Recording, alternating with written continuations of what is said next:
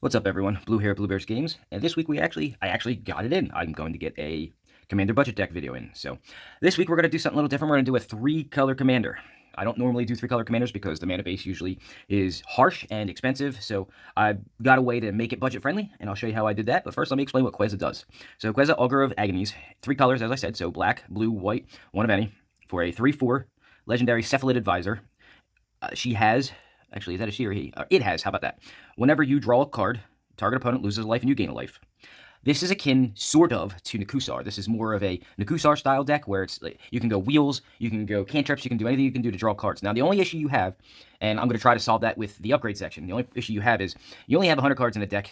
It's not going to be out from the get-go, right from the beginning. So you only have so much damage you can sling at people, so I've tried to fix that by giving other additional ways to do damage. So I'll go over what I made for the budget version, then we'll do a small little upgrade guide. So let me get started on that. Let me show you what I started with on the lands. I always start with the lands.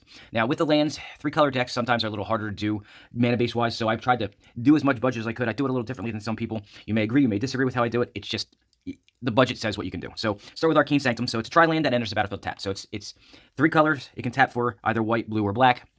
It's the colors of the deck, obviously, because it's Commander, you can only have lands that have the ability to tap for the colors of the identity. So we start with that. Something that I have a lot of, but don't get a lot of uses for because they're 3 colors, is the old Homelands Tri-lands. They don't even come into play tapped. That's what's good about these things. So they automatically start with being able to tap to add a colorless off the bat without coming into play tapped. So when I do my 3-color decks, you're going to see more of these. It also has the ability, you can pay 1 and tap it to add a blue, or you can pay 2 and tap it to add a white or a black. So it helps mana fix. It comes into play untapped. It's really good. At least for the budget. Exotic Orchard, I don't really like these very much, but in the 3-color deck, especially when it's using black and blue, which are 2 of the more popular colors, and then while white is not popular, it's a great secondary or third color in a lot of decks, Exotic Orchard will hit more often than not.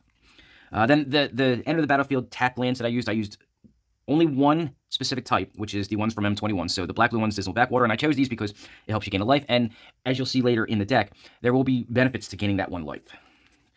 Continuing with that, we got Scoured Barrens is the white-black one, and then Tranquil Cove is the blue-white one. Now, the mana fixing the way that I fixed doing a 3-color deck on a budget is I use these type of lands. The ones that come to play untapped, they tap to add a colorless, and then you can filter it. So pay 1 to add a mana of any color. And that's how I've chosen to, on a budget, fix the mana here. So we got Painted Bluffs, Shimmering Grotto, Study Hall, which has a small extra ability. So it comes into play untapped, you tap it to add a colorless, then you can pay 1 and filter it into a mana of any color. And then when you do spend this mana to cast your commander, you can scry X, where X is the number of times that it's been cast from the command zone in this game. So if you've used this to cast your commander the first time, you get to scry 1, the second time you scry 2, and so on. Just make sure you keep track of how many times you've done it. And the last one is Unknown Shores. So after that, some ways to fix your mana. Other than that, I got Obscura Storefront, so you can go get either a Plains Island or a Swamp.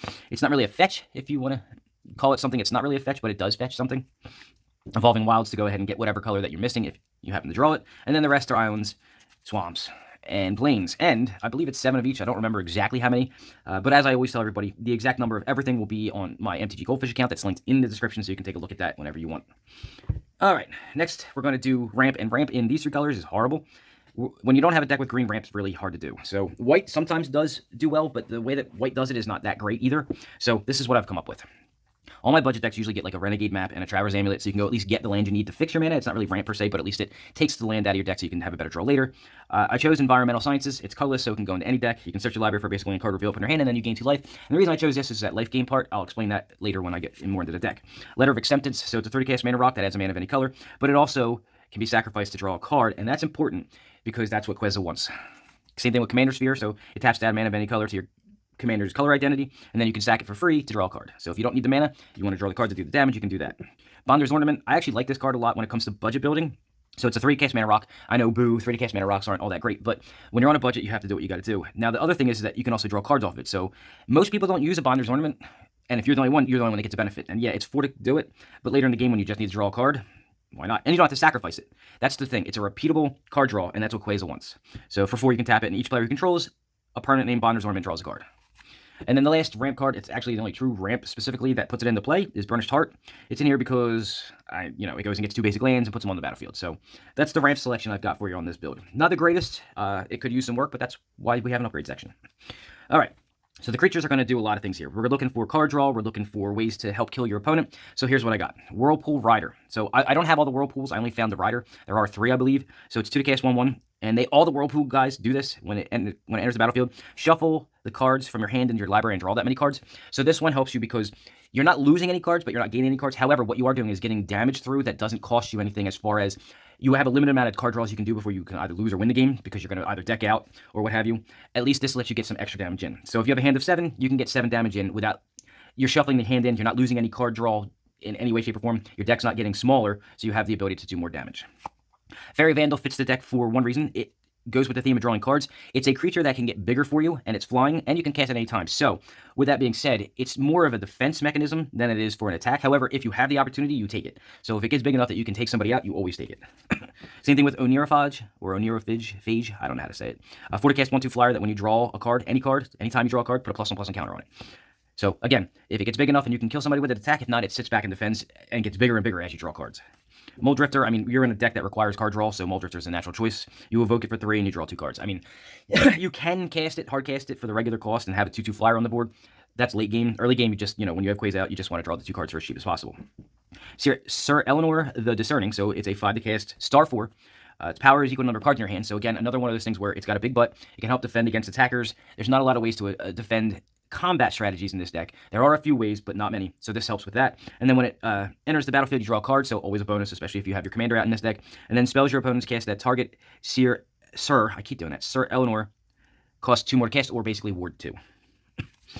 Marauding Blightpriest. So earlier I said the life gain is also another way to win. So I have a couple of creatures in the deck that do this. So everything that gains life by drawing cards or by another effect on the card helps you drain your opponent of life. So every time you gain life, doesn't matter if it's 1, 2, 3, 4, 5, each instance, each opponent will lose a life. I got that one in here, and I got Epicure of Blood to do that. And that was what I was talking about earlier, where you have a finite amount of resources where you can use Queza's ability, so you needed to add other ways. So because Queza's ability allows you to also gain life, these 2 cards, plus there's another one later, help you also drain them down to kill them. And since we're in a life gain deck, I threw in Attended Healer. Whenever you gain life for the first time each turn, and there's a lot of ways to gain life in this deck, you create a 1/1 creature token. It's a cat, and then another target cleric gains life link on the turn for 3. And that's not really that important, but it is in some cases. There are I think there's 1 or 2 more clerics in here. So that's just another defense mechanism to help put tokens on the board that you don't really care about that are sacrificial lambs to block for you. Baird is it's a propaganda style card. It helps make it harder to attack into you. So it's a 4 to cast 2/4 with vigilance, and creatures can't attack you or a planeswalker you control unless the controller pays 1 for each of those creatures. So making it harder for them to attack, being able to block them, that was the only reason why this was put in there. Underworld Coinsmith is an interesting one. So I said there was another cleric in here. Here it is. So it's it's a black and a white for a 2/2. It is Constellation, which in this deck has very little value, but it has some. So it says whenever its Constellation is whenever Underworld Coinsmith or another enchantment enters the battlefield under your control, you gain a life. And that's okay. There's a couple of enchantments in here, nothing too spectacular as far as that goes. It's the other ability. The ability to pay a black and a white and pay a life to have each opponent lose a life is what we're going with here. So the amount of life gain in this deck should have you higher than your opponents. The amount of damage that you can do on top of that should be enough that you can win a couple games. And the good thing about this is it's each opponent, not target, like Queza. So you should be ahead in life. So you should be able to use this ability freely for your however much mana you have available at the end of the opponent before you turn, and start draining people down slowly using your life, which is a resource, and you should have more of it than everybody else on the board, unless of course you're targeted. You should be able to use that ability to its advantage very well. Viscopic Guildmage. So this starts a quasi, this is part of an infinite combo. I don't believe I have both cards in here for the infinite combo, but I'll explain. It's a black and a white for a 2/2. It has 2 abilities. Both cost a black and a white, and then a colorless. And then it says target creature gains life link at the end of the turn. And then the other one says whenever you gain life this turn, each opponent loses that much life. This does have an infinite combo. It's the same thing as the Blood Bond or the Sanguine Bond Exquisite Blood style of infinite combo. I did not include that in here because that combo is getting kind of old, and I also don't have a whole lot of either one of them. So, but this is to help make it so that whenever you gain life in your multiple different ways, you can at least drain your opponents. So, and this one says whenever you gain life, each opponent loses that much life. So this one's different than Marauding Blightpriest. So this is for however much life you gain, not for each instance. All right. Glyphaven Vampire is the 3rd Marauding Blightpriest style of creature in the deck. It's 4 to cast for a 2/4 flyer, and then whenever you gain life, each opponent loses a life. So this one's each instance as well. So if you gain 2 life, they only lose 1, and so on and so forth. The Council of 4, more of a putting defenders out, so it's 5 to cast for an 08. It has a big butt. That's like big butt.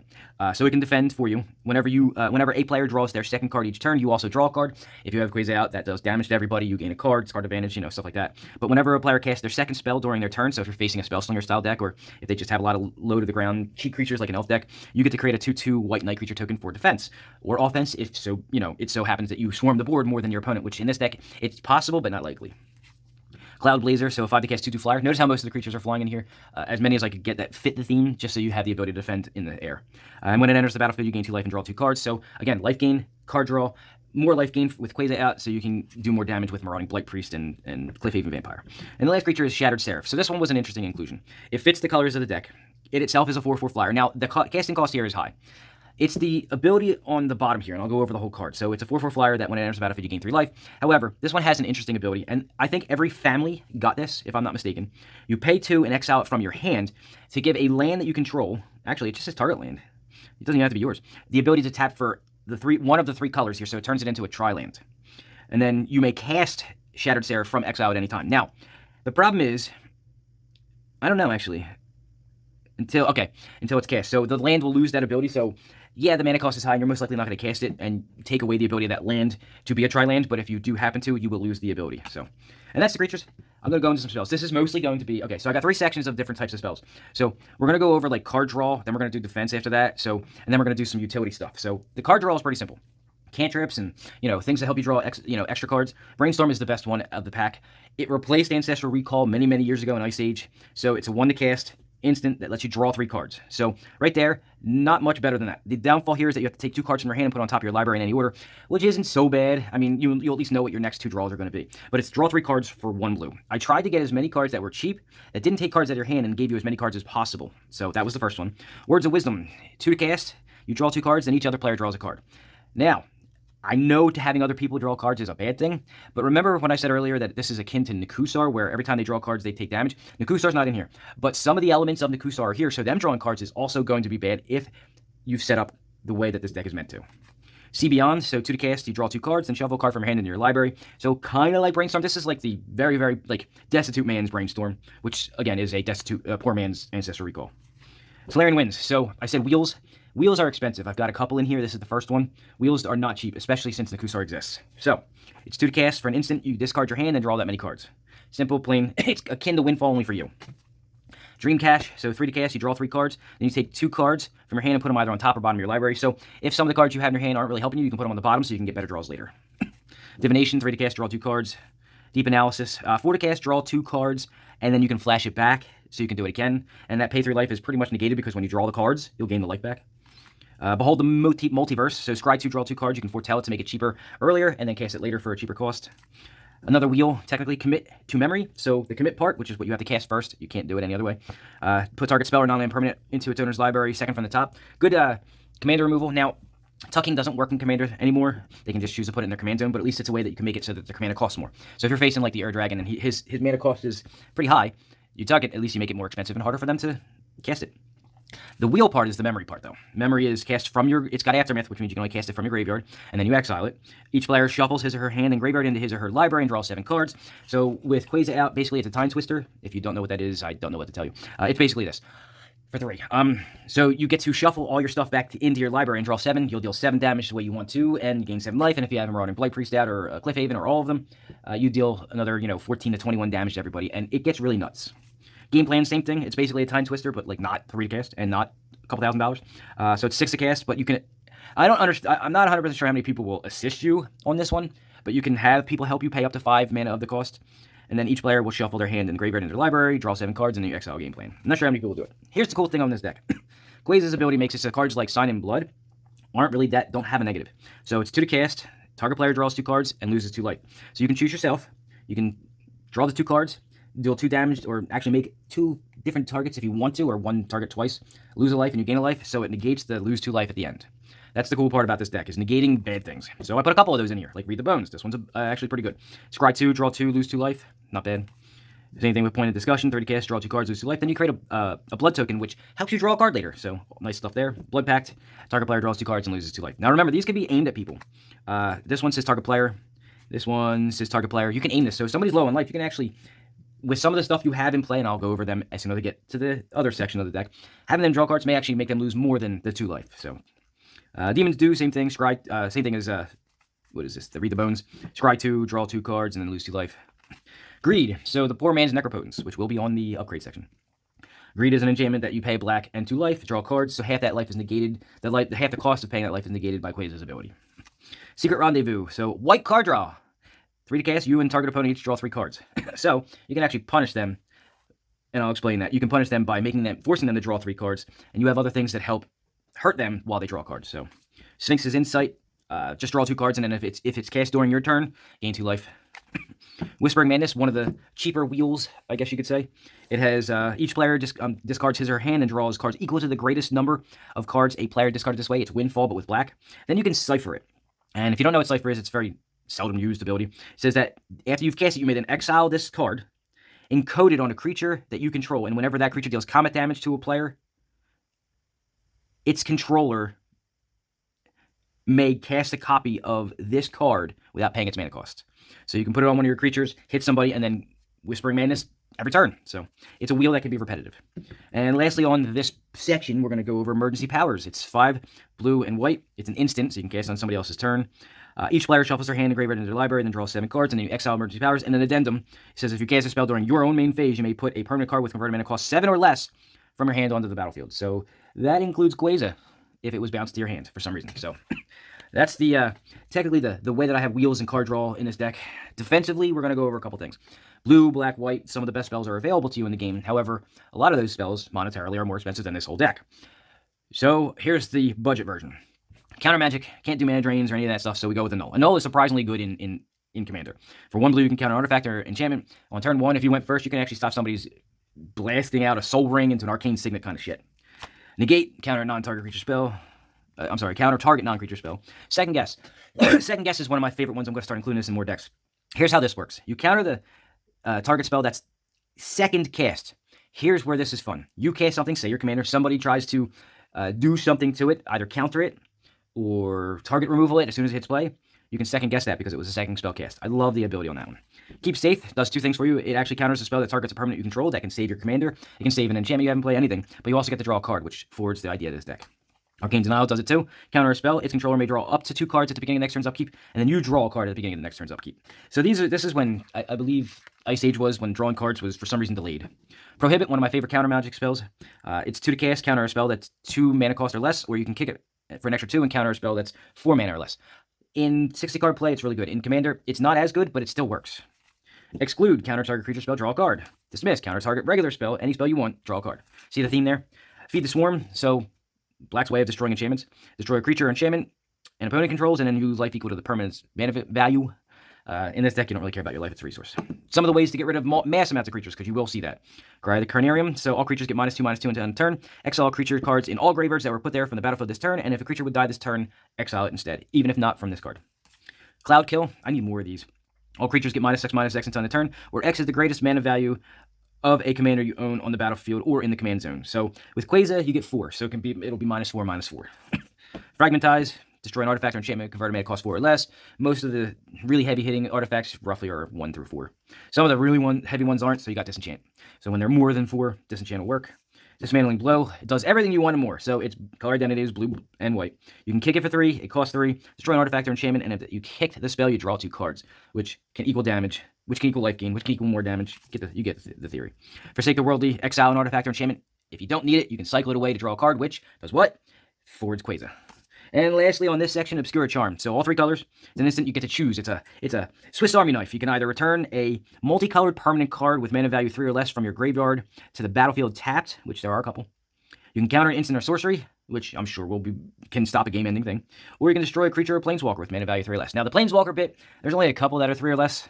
Nothing too devastating on that one. Maybe Oko, if it's something you have to face. But other than that, most likely it's going to be a creature. So, in the last section, before we start, some upgrade guides, just utility stuff. So I was telling you earlier, I have 2 cards here that affect your opponent's drawing cards they'll not want to. Underworld Dreams, whenever an opponent draws a card, it deals 1 damage to that player. And Ob Nixilis, the Hate Twisted. It's a planeswalker, but it still does the job. It has a static ability of whenever an opponent draws a card, they take a damage. Both of these combined on the field, along with Queza, along with something like Words of Wisdom, where you force people to draw cards, or Whispering Madness, it can get to be a lot of damage.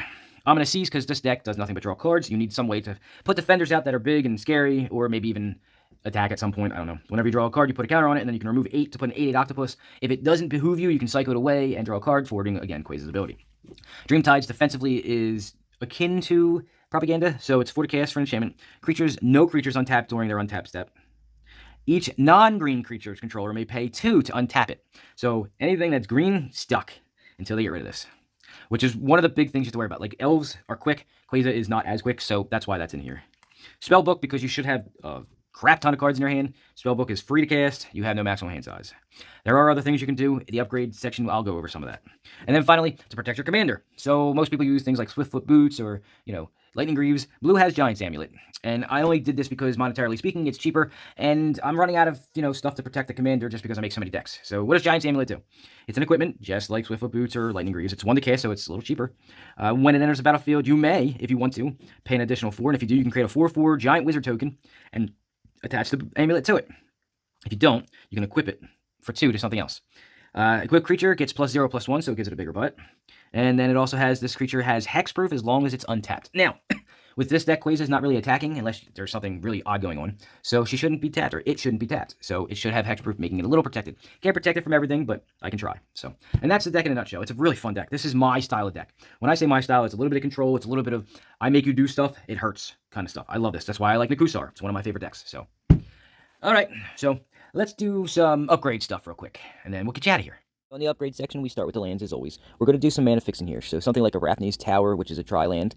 The shock lands that you can do, such as I have up here a Watery Grave, and fetch lands to help with the mana fixing, and I have up here a Polluted Delta. And you can do other things like check lands and bond lands and all that stuff. You can go from there. We're going to do a couple of utility things. So you want to get as big a hand as you can possibly have. So Reliquary Tower is a good one here. And you want to draw more cards, so like Miko Kori or Gyre Reach Sanitarium are all good options for this deck. Moving on to the ramp section, we're in horrible colors for actual ramps, so we're going to do Mana Rocks, so Soul Ring and Arcane Signet, and again, a Thought Vessel because you want your hand size to be as much as you can get it because you're drawing a lot of cards. After that, you're going to look at Decanter of Endless Water, because again, hand size matters. And then Chromatic Lantern is a good option for this deck as well, just because you're in 3 colors. And things like Mind Stones or Commander Spheres, because if you don't need the mana ramp, you can use them to draw cards by sacrificing them. As far as creatures go, we got some good ones here. Sheoldred the Apocalypse. Every time you draw a card, you gain life. Every time your opponents draw cards, they lose life, so that's good in this deck. And then things like Psychosis Crawler, where every time you draw a card, each opponent loses a life. Notion Thief is a good option here as well. With Notion Thief, you can steal draws from your opponents. You got Veto. Veto is a good one here because whenever you gain life, you can deal damage, and there are other cards in here that are just like that. We've got in here, we got Labman, because you're drawing so many cards, you might be able to get a win out of that. Same thing with Thassa's Oracle. Trusted Decaphile is a win con in itself, because you may be able to get to 13 cards and hopefully keep it alive. Rona Sheoldred's Faithful, it's an uncommon that was just given to us. It's actually a pretty good option here. Consecrated Sphinx is a good option as well. It helps with a lot of card draw. And then Jin Katax's Court Augur, because you can devastate your opponent while also keeping your hand size, so it's a good option there. As far as spell upgrades go, this will be the largest section here. You've got targeted removal, things like Void Rend, it's in all 3 colors of the deck. Vindicate, also in at least 2 of the colors of the deck. And you got Anguish and Making. And of course, you've got all the murder effects from black and some of the exile effects from white. Non-targeted removal, so board wipes such as Damn itself, not Damnation, but you can add Damnation. Time Wipe and Supreme Verdict, also good options as far as mass board wipes. You've got Tutoring, and we're in really good colors for that. So you've got Black's Demonic Tutor, and then all the tutors that go with that, like Vampire Tutor. Solve the Equation will help you go get exactly what you need as far as a spell goes, and then White has Enlightened Tutor, which will go get you an enchantment or an artifact that you need. As far as card draw goes, there are ways to do this in many different ways. You've got Enter the Infinite, which will really get you some card draw. Finale of Revelation is a nice X spell that you can use. And then you've got Drown in Dreams. It's another X spell, but it's commander specific. You've got Wheels, specifically Windfall. You can use Windfall in this one. Dark Deal is another one. It's not very often mentioned, but it's one of my favorites. And you've got some expensive ones like Time Spiral. That one's out there as well. You've got Counter Magic, and you don't want to use all the free Counter Magic because you're in 3 colors, so you're going to use things like Fierce Guardianship because it doesn't matter what color deck you're using as far as the other colors. Dovin's Veto is a good option here, and then you got something like Undermine, which is, the colors of the deck, and it hurts your opponent when they counters their spell. Some utility stuff like Teferi's Protection to protect you when you're in trouble. Peer into the Abyss. It's good card draw, and it should be in the card draw section, but Peer into the Abyss can actually also kill somebody by making them draw half their library and dealing damage to them, or you can use it on yourself and still deal damage divided any way you want and gain life. And then you've got an alternate win con in Approach of the Second Sun. It's a pretty good option here because it's a nice little spell that you can use. As far as some enchantment upgrades, we've got some good stuff here. Necropotence, really good for card draw. You can negate the life loss because you have Queza. Teferi's Ageless Insight helps your draws get better. And then you got things like Rhystic Study and Mystic Remora. Of course, they're pretty good in Commander. And you've got a enchantment called Wizard Class, which negates the whole hand size limitation and helps you draw a couple cards. You've got a little bit of ramp with stuff like Smothering Tithe or Black Market, and then of course Black Market Connection is a newer card that was just printed. You've got some defense because you're not very heavy in creatures, so you got things like Propaganda and Ghostly Prison. And then I don't like to add this combination much anymore, but you can add Sanguine Bond in here. You don't need to specifically add the other half of the combo, but because you're gaining life with card drawing, you can deal some damage out as well with that. Up next, we got some artifact upgrades. You got things like Alhammeret's Archive. It helps you draw cards and gain life, which is what this deck wants to do. Same thing with Venza's Journal. Both of them do very well here. You got Elixir of Immortality, and that's in there because you only have a limited amount of cards in your deck to use Queza's ability, so you want to get them back so you can have more fuel. The Magic Mirror, great for card draw as well. Teferi's Puzzle Box, definitely, I mean, you can actually use that as a wheel type of a card. You're not really losing the cards. They're going back into your library and you're drawing a lot more cards. You've got things that can help protect your commander, like Lightning Greaves. And then I'm going to mention Aetherflux Reservoir here. We're going to mention more about that a little later, though. Next up, I'll go over a couple planeswalkers that you can use. You've got Jace Wielder of Mysteries, just because it's the same thing with Labman. Labman, you're going to have enough card draw in here that you may even deck yourself out, and you might want to win that way. And then the big one here is the Teferis. You've got the Time Reveler, the Hero of Dominaria, and the newer one, Temporal Pilgrim. All of them are great options in this deck. They all are very utilitarian as far as what they can do for you in this deck. They all do card draw. They all do other things. One of them even lets you cast some of those sorceries on your opponent's turns. So all good options here for this deck. And finally, I got a combo here for you. I mentioned Aetherflux Reservoir earlier. Let's talk about that. We've got Bolas the Citadel with Sensei's Divining Top and Aetherflux Reservoir. So it's pretty simple here. Sensei's Divining Top's one to cast. Bolas the Citadel lets you cast things from the top of your library, and the top puts itself back on top of your library. With Aetherflux Reservoir out, you're gaining enough life to be able to repeatedly cast the top over and over again and gain a whole bunch of life. And then, of course, the last ability on Aetherflux Reservoir is pretty simple. You can pay 50 life to deal 50 damage, kind of like the Coinsmith that's in here already. So great option there. You can go ahead and use that combo to its fullest extent in this deck. If you have any comments, questions, or concerns, or just want to talk about the deck or any of the other decks and videos that I create, you can go ahead and contact me at bluebearsgames.online on Facebook. You can email me at bluebearsgames@gmail.com, and I'll get back to you when I have an opportunity. Or you can leave a comment in the section below, and I'll get back to you in that way. And then if you want to talk further after that, you can go ahead and contact me one of the other two ways. On top of that, if you were looking to help support the channel, there are a couple ways you can do so. The first way is actually just out of generosity. You can go ahead and do some donations to me. And the way you can do that is through PayPal at paypal.me/bluebearsgames, at Venmo at Blue Bears Games, or through Cash App at $Blue Bears Games. The second way that you could help support the channel, this one actually gets you something for your money. You can go ahead and take a look at all the decks that I've made, and you can make a purchase of 1 or 2, or maybe even 5. I have 60-card decks available for sale, and I also have Commander decks available for sale. So if you're looking at them, you can go ahead and take a look at any of my stuff on the Facebook page or through the Facebook Marketplace. They're all available there. You can see the logo that you need to look for, and all those are available for purchase. You can contact me at any time, and we'll go ahead and talk about how you can acquire one of those.